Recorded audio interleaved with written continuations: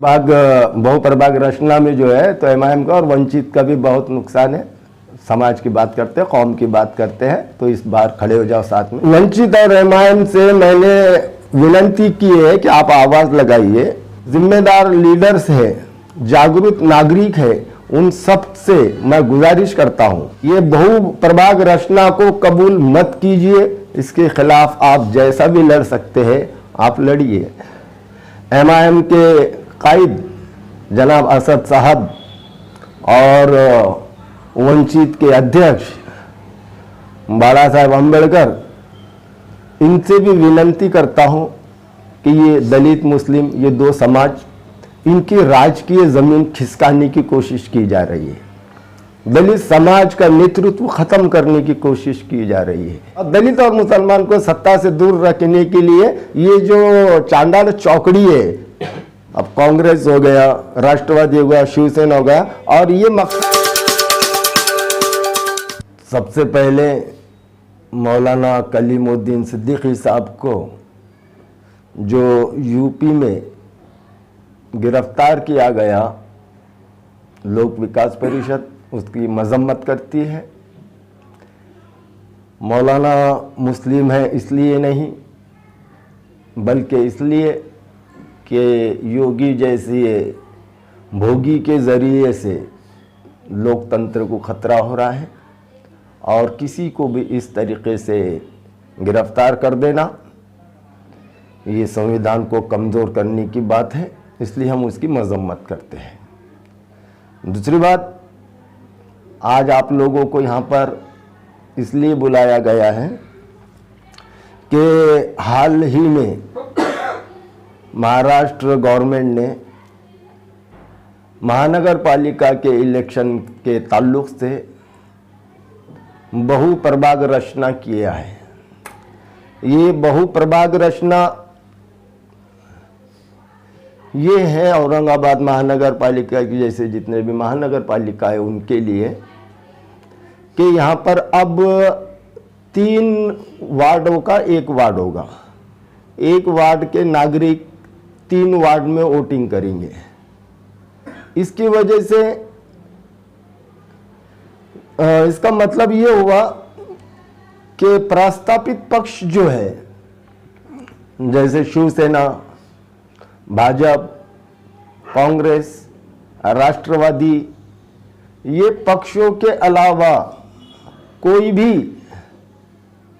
अब महानगर पालिका जीतकर नहीं जा सकता। ये इन्होंने प्लानिंग बना दी है।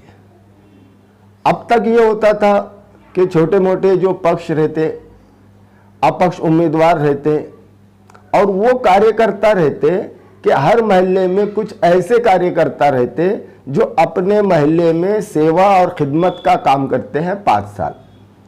वो सेवा और खिदमत करते हैं और उसके बाद वो लोग इलेक्शन में खड़े रहते हैं, और इलेक्शन में खड़े रहने के बाद उनको पता है कि यहाँ के नागरिकों की, यहाँ की जनता की मैं सेवा करता हूँ, और उसका इनाम मुझे ये मिलेगा कि ये लोग अपना कीमती वोट मुझे देंगे और मैं महानगर पालिका में नगर सेवक बनकर जाऊंगा और भी ज़्यादा सेवा करूंगा। लेकिन ये बहुप्रभाग रचना करने की वजह से कार्यकर्ताओं को भी जो है तो अब ब्रेक लग गया।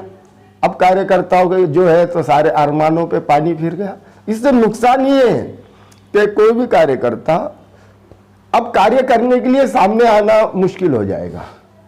इससे जो है तो पब्लिक का नुकसान है कि कार्यकर्ता नहीं रहेंगे तो पब्लिक की जो रोजाना की समस्याएं रहती वो कौन हल करेगा। ये शिवसेना, भाजपा, कांग्रेस, राष्ट्रवादी, ये लोग आपको कभी मोहल्ले में नजर नहीं आते। लोगों के रोजमर्रा की परेशानियों को फेस करने के लिए ये लोग नजर नहीं आते। लोगों के रोजमर्रा के परेशानी को हल करने के लिए हर मोहल्ले में जो है तो लोकल कार्यकर्ता रहते जो उनके प्रॉब्लम को सॉल्व करते रहते। और अगर से ये सिर्फ प्रस्तापित पक्ष ही महानगर पालिका में जाएंगे, इनका प्लानिंग ही ये है कि ये जो है तो ये 3 पक्ष है, शिवसेना, कांग्रेस, राष्ट्रवादी कांग्रेस, इसी 3 पक्ष के हिसाब से ये लोगों ने 3 वार्ड का एक प्रभाग बना दिया कि एक कांग्रेस को देंगे, एक शिवसेना को देंगे और एक राष्ट्रवादी को देंगे। बाकी सब पक्षों का खेल खत्म।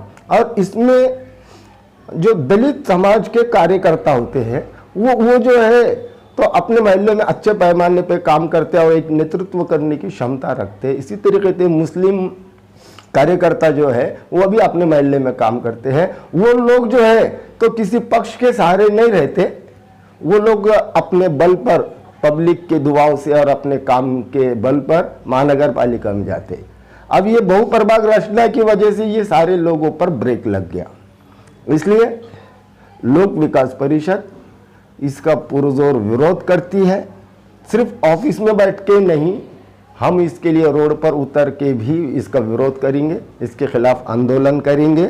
और इसी तरीके से जितने भी छोटे पक्ष है और जो जिम्मेदार लीडर्स है, जागरूक नागरिक है, उन सब से मैं गुजारिश करता हूँ कि इसको कबूल मत कीजिए, ये बहुप्रभाग रचना को कबूल मत कीजिए। इसके खिलाफ आप जैसा भी लड़ सकते हैं आप लड़िए। इसी तरीके से मैं MIM के कायद जनाब असद साहब और वंचित के अध्यक्ष बाला साहेब अम्बेडकर, इनसे भी विनंती करता हूँ कि ये दलित मुस्लिम ये दो समाज, इनकी राजकीय ज़मीन खिसकाने की कोशिश की जा रही है, दलित समाज का नेतृत्व ख़त्म करने की कोशिश की जा रही है। आप लोग लोकसभा में दलित मुस्लिम के सामने आए थे और आपने एक विकल्प दिया था, उसी तरीके से आज भी आप दोनों से मैं विनंती करता हूँ। मैं आप दोनों के हमेशा विरोध में हूँ, मैं आज तक आप लोगों को फेवर नहीं किया, ना ही आपको मैंने कभी इनडायरेक्ट बात करने की कोशिश की, लेकिन आज मैं आपसे विनंती करता हूं कि लोगों को, आप वाकई में दलित मुस्लिम के नेता अपने आप को समझते हो, तो इनके लिए आपके एक आवाज़ पे लोग रोड पर आने को तैयार है। तो एक आवाज़ लगाइए कि हम माननीय मुख्यमंत्री उद्धव ठाकरे के घर का घेराव करेंगे, बम्बई में एक मोर्चा ले जाएंगे, आपके एक आवाज़ पे लोग आगे आ जाएंगे। आप एक आवाज़ लगाइए। इसी तरीके से आप लोगों को क्या करना है इसके बारे में तो मैं आप लोगों से विनंती करता हूं, लेकिन लोक विकास परिषद कल शनिवार को सुबह 10 बजे से शाम में 6 बजे तक इस महाराष्ट्र सरकार के खिलाफ आंदोलन छेड़ रही है। कल जो है तो दिन भर लोक विकास परिषद का डिविजनल कमिश्नर के सामने एक आंदोलन की शक्ल ये रहेंगी कि वहाँ पर लाक्षणिक उपोषण रहेगा। ये लाक्षणिक उपोषण कल औरंगाबाद में रहेगा और हर एक दिन के बाद मराठवाड़े के हर शहर में रहेगा।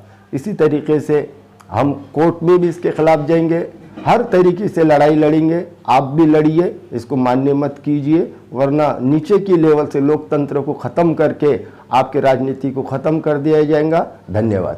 सर, ऐसा आपने अपील की है कि MIM से और वंचित अघाड़ी से, तो क्या आपको लगता है कि सर इनकी अपील पे एक एकता दिखाई देंगी और लोग रोड पे आएंगे और आपने ऐसा आवाज़ लगाई है क्या आप उनके साथ देंगे और लोग उसके समर्थन में आएंगे?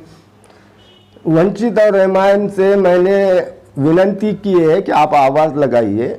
मुझे ये उम्मीद है कि आज भी जो है तो जज्बाती लोग बहुत ज़्यादा है, जिनको अकल कम है वो लोग ज़्यादा है, इनके पीछे धर्म के नाम पे चलने वाले लोग ज़्यादा है, इसलिए वो लोग इनके पीछे आएंगे। मुझे उम्मीद है इस बात की। सर, आखिर क्या वजह है कि पूरे महाराष्ट्र में हम देख रहे हैं कि ये प्रभाग का रचना की गई, सिर्फ बम्बई को छोड़ दिया गया, मुंबई को, इसके बाद ऐसा क्यों सर? क्या समझते हैं उसके बाद? हाँ, बम्बई को इसलिए छोड़ दिया गया, अच्छा सवाल किया आपने। बम्बई को इसलिए छोड़ दिया गया कि बम्बई जो है तो ये शिवसेना का गढ़ है और शिवसेना अपने गढ़ में कांग्रेस और राष्ट्रवादी कांग्रेस को घुसने नहीं देना चाहती। वो उनको पता है कि बंबई में हम अकेले निपट लेंगे, यहाँ पर एनसीपी और कांग्रेस की जरूरत नहीं है। और मुझे तो शर्म इस बात की आती है कि कांग्रेस और एनसीपी इस समझौते को मान लिए कैसा। इन्होंने तो मानना नहीं चाहिए था कि पूरे महाराष्ट्र में हम तुम्हारे साथ में सत्ता में मिलकर खा रहे साथ में, तो बंबई में भी साथ में मिलकर खाएंगे।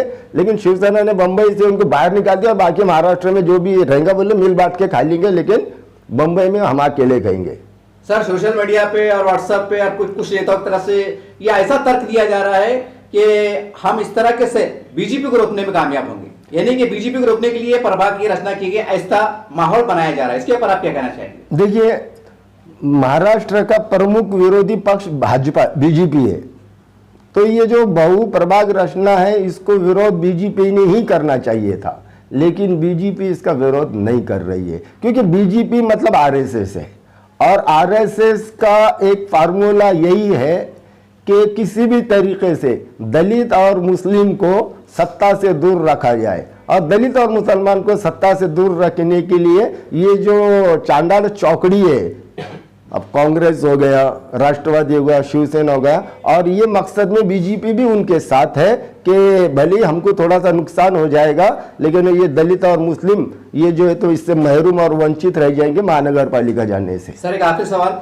कि मान लीजिए कि आपकी कोशिश अगर नाकाम होती है तो क्या ऐसा माना जाएगा आने वाले चुनाव के असर पर एमआईएम है और समाजवादी पार्टी है, वंचित है, और आप एक अघाड़ी की शक्ल में से, इनकी एक अघाड़ी होती है, आप अघाड़ी बना के लड़ लेंगे इनसे मुकाबले के लिए, आप कुछ ना कुछ रास्ता तो बनाना पड़ेगा साहब? नहीं, देखिए, मैं एक छोटे पक्ष का एक छोटा जिम्मेदार हूँ, एमआईएम क्या सोचती है उसके बारे में बात नहीं करूँगा, लेकिन इतना कहूँगा कि एमआईएम का भी बहुत नुकसान हो जाएगा। जाग जाओ प्यारे, एमआईएम के चाहने वाले, जाग जाओ, उठ जाओ, बहुत नुकसान है आपका भी इसमें।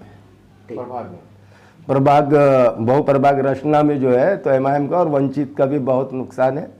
समाज की बात करते हैं, कौम की बात करते हैं, तो इस बार खड़े हो जाओ साथ में, कल आ रहे हैं हम मैदान में, आ जाइए हमारे साथ मैदान में।